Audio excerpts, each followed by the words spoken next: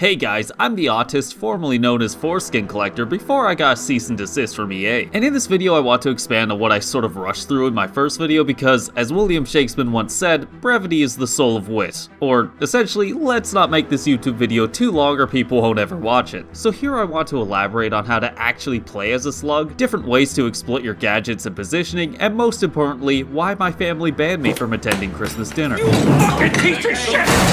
But this also gives me an opportunity to right a wrong from my original video. In the comments I kept receiving the same question: what about the M250? That's because when I did my breakdown of the best light machine guns, the M250 literally got a one-word mention, bundled with the M123K and the L110, where I essentially wrote it off as one of the fast-firing light machine guns that isn't really a good choice over the incredibly popular L110. Because, well, I didn't use it. I didn't use any of those three. Because when I decided that I really wanted to use light machine guns, I already knew that I hated playing support. So I needed to find something that wouldn't dump all its ammunition out so quickly that would necessitate having the class's infinite ammo, leaving the three fastest firing models at the bottom of my list. Meaning while I'd played a bit of each of them when I was trying out support, I certainly wasn't experienced with any of them. So I did a bit of research, went off what other top players were saying, and did my best to lead people in the right direction by praising the L110 for what it did great, and noting where it fell behind before essentially skipping ahead to the models that I had a ton of experience with. But with all that pestering, I thought, hey, maybe I should give the M250 a shot.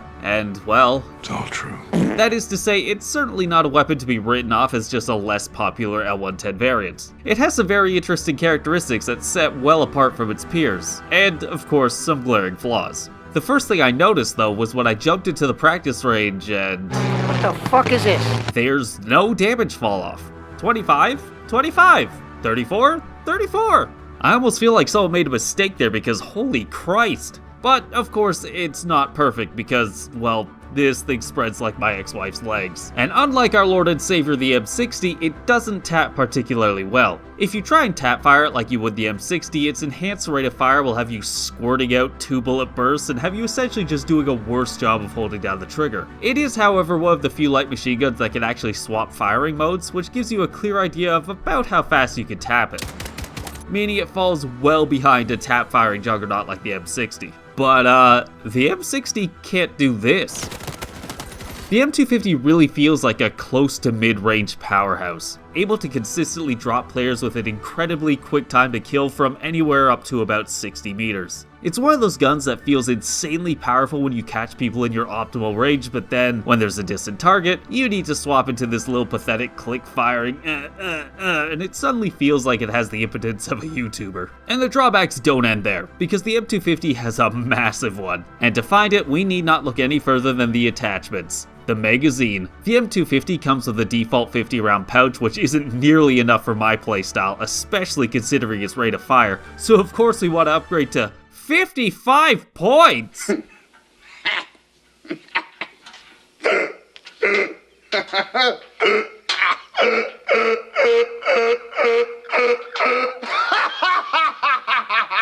Our only upgrade is going to cost us 55 points, which a lot of players might think is pretty bad because that only leaves us with 45 to work around with. But in reality, it's so much worse! Barrel? No matter what you choose, there goes 10 points. 35 left.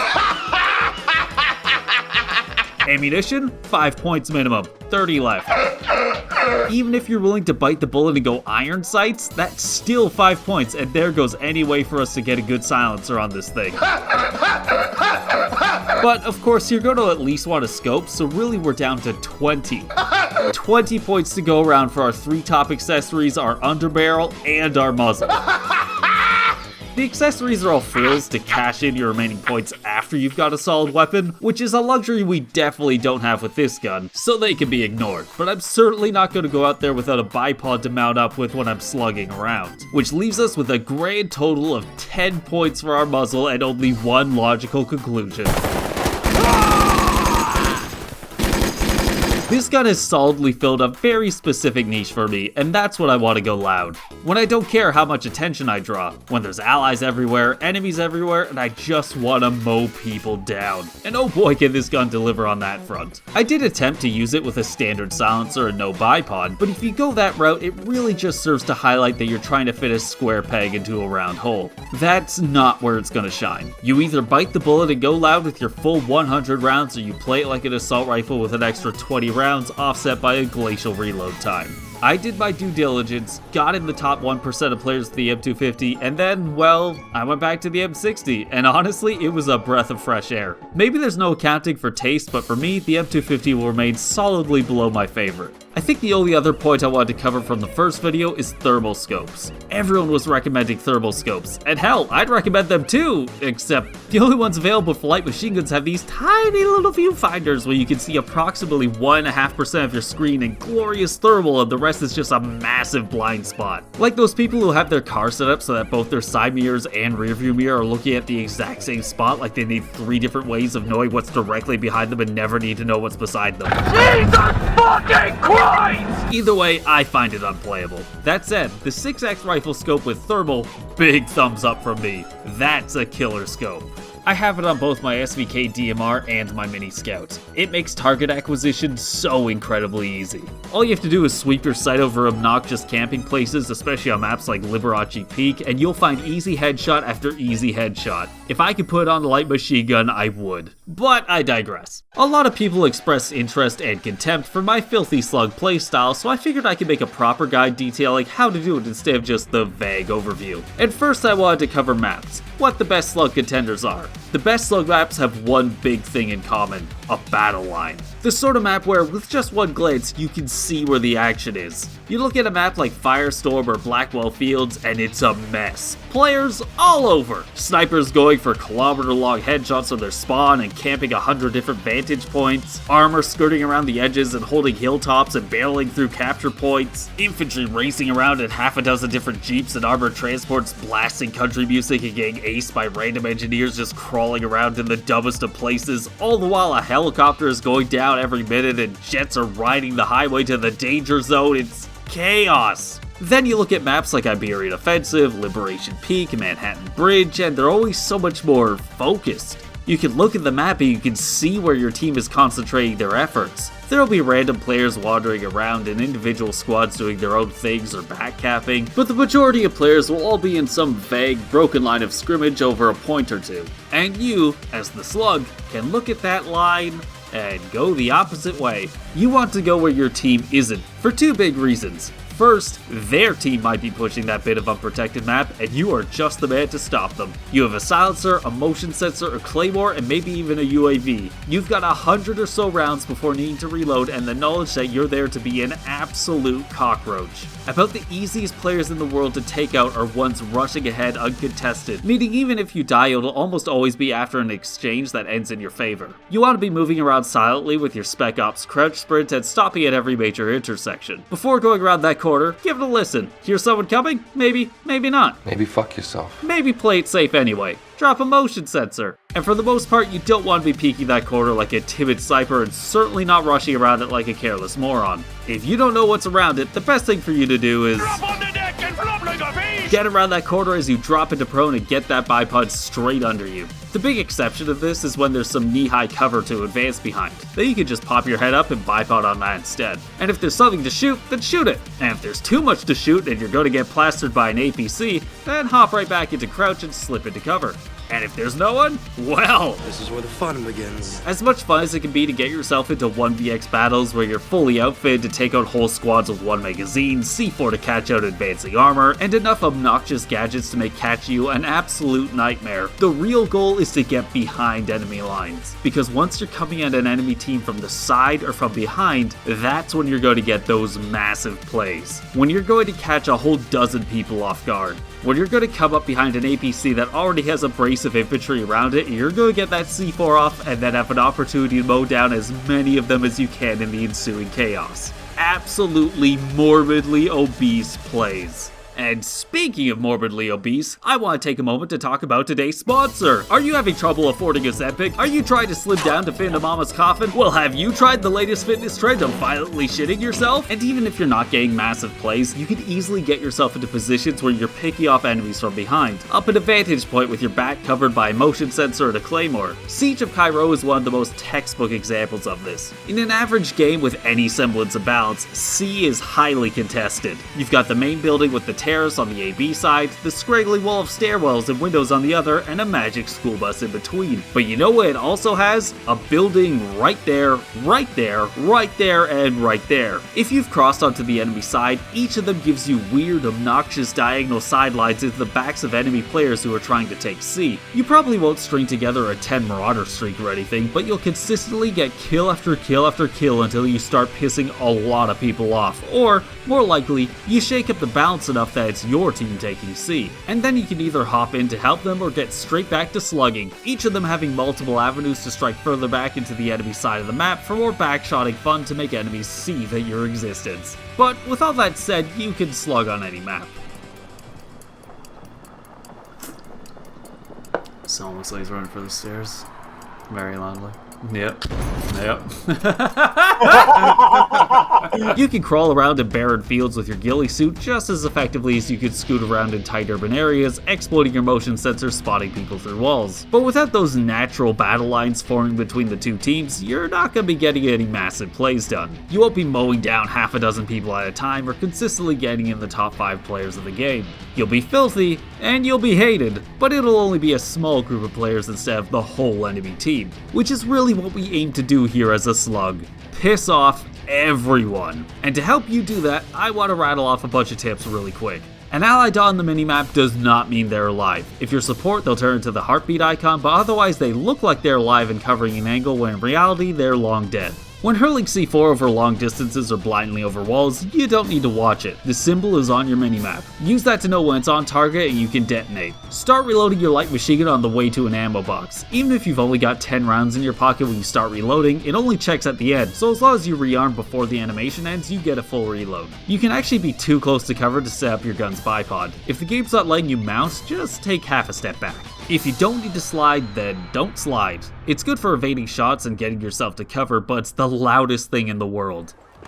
I would have had no idea this guy was coming if he hadn't just slid on his way over. If an enemy tank or APC is ever free to steal because of a cowardly operator, easy spot by going white on the minimap, absolutely steal it away from them. It will deny anyone responding for their team for as long as you can hold on to it. The only other note I want to quickly make is about Empire State. If anyone is looking for advice or wondering why I'm never showing it, I haven't played this map since the beta outside of nailing out some of those Canadian weather challenges, and that's because there's no vehicles. I like vehicles, even when I'm not using them. I appreciate the way they shake up a map, how they funnel enemy infantry around them and often serve as launching points for ally infantry, how they can break up what otherwise might grind down into monotony. And monotony is a good word for it because without vehicles, you only have to outfit yourself for one single thing: engaging infantry. No versatility, no glaring weaknesses for classes without anti-armor options, just sort of making the game more banal, so I can't offer any help there. And with that out of the way, there's just so much to impart about being a slug that I figured the best way to do it was to simply explain my thinking behind some individual situations and how they played out. I only have short clips saved, so I did some full game recordings from noon to 2 PM on New Year's Eve, just as I'm finishing up making this video. The first full game I got to play was Liberation Peak, and at one point I had all of my non-sniper allies trying to push into B. As the slug, we don't want to be joining them on the battle line. Instead, I snuck past enemy snipers and armor and found my own path away from them and laid siege instead, doing my best to disrupt the enemy force from an angle that neither their defense at B nor their offense at C saw coming, netting me plenty of kills. It's a good example of how, even with both teams all focused in one area, you can find a place to slug around if you pay attention to the map. I ended that victory with a stat line of 60 and 14. Then I got Liberation Peak again, where I immediately went to one of my favorite spots on the map, this house overlooking D. One motion sensor can cover all 3 floors and catch enemies using the popular pass around it. They had better armor operators who took control of both C and D right at the start, but as a slug, you shouldn't worry about trying to take the point. You're best suited to disrupting the enemy team with as many kills as possible so that your team has less resistance for their push. I catch one in the house, fight off the enemies pushing from C, and generally keep up an offensive while my allies keep getting rebuffed by the enemy armor. Despite my efforts, my team's push is eventually broken by the enemy armor, but not before I get the signature Slug subterfuge of avenging my own death with a cheeky claymore. From there, the game continues to deteriorate. Of course, your goal as a Slug is to not be surrounded by your allies, but that can be very difficult on a map like this when you don't own C or D. Even so, you can make it work. I do my best to avoid sniper fire from C and the armor push from D while getting away from my team. I make it to the mountain pathway and go in the D direction since that's where the enemy aggression is coming from, with the goal of getting behind the enemy battle line. I have to take one player head on, but I'm rewarded for my efforts with a free tank kill and a triple after that. I ended that defeat with a stat line of 53-8. Next up was Manhattan Bridge, where after my team took C, I was forced to make a decision on where I was going to go next, which is always important as a Slug because we want to be putting ourselves behind the biggest enemy push. They were taking A, but that's normally just a few people backcapping and something we would immediately retake with armor. Meanwhile, D was in the process of being taken by my team while the enemy team was taking B. My read of the map was that they were going to be pushing from B and E to take C. So before they would have snipers looking down from B, I went to one of the Slug's favorite places, a stairwell. Motion sensors are amazing on vertical stacks like that. I was then able to take advantage of the players who were already setting up to take C. Once that roof was clear, I moved to the ground toward E to avoid getting overwhelmed from the superior vantage point of B and intercepted an APC. Then I ended up using the stairs to the second story room there to kill player after player.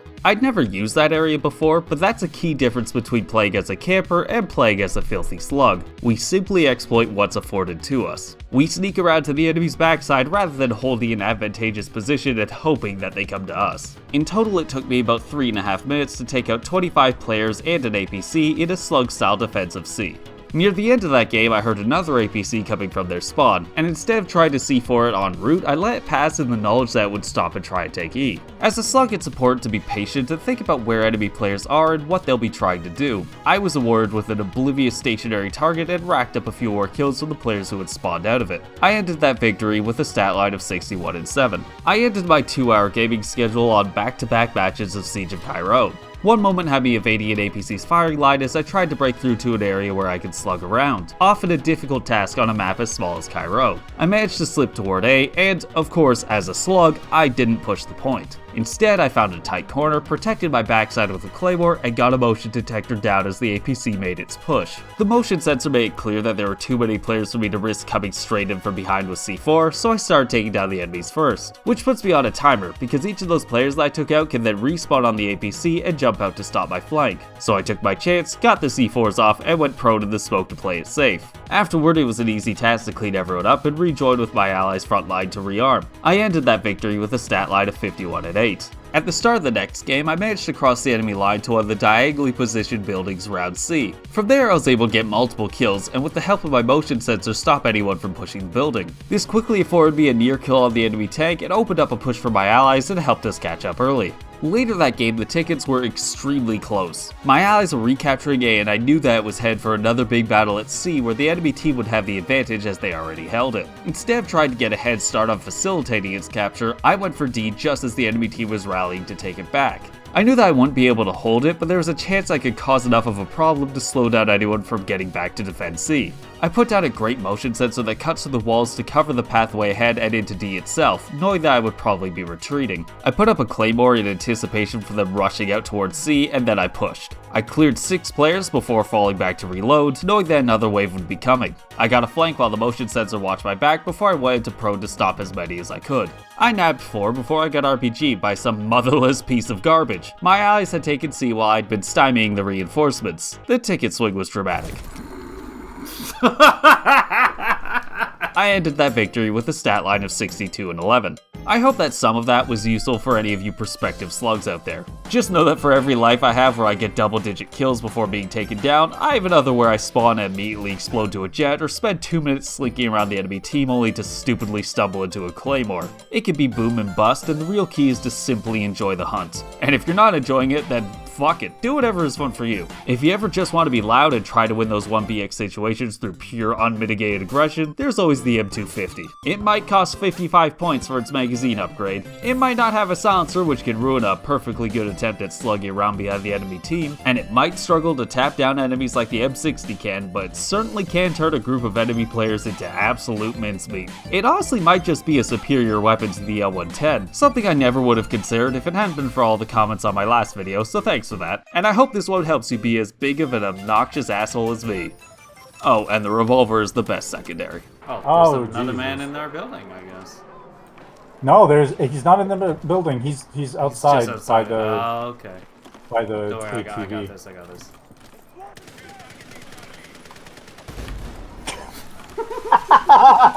I'm gonna be going so hard into fitness this new year that it's only January 1st and I've already prolapsed my anus.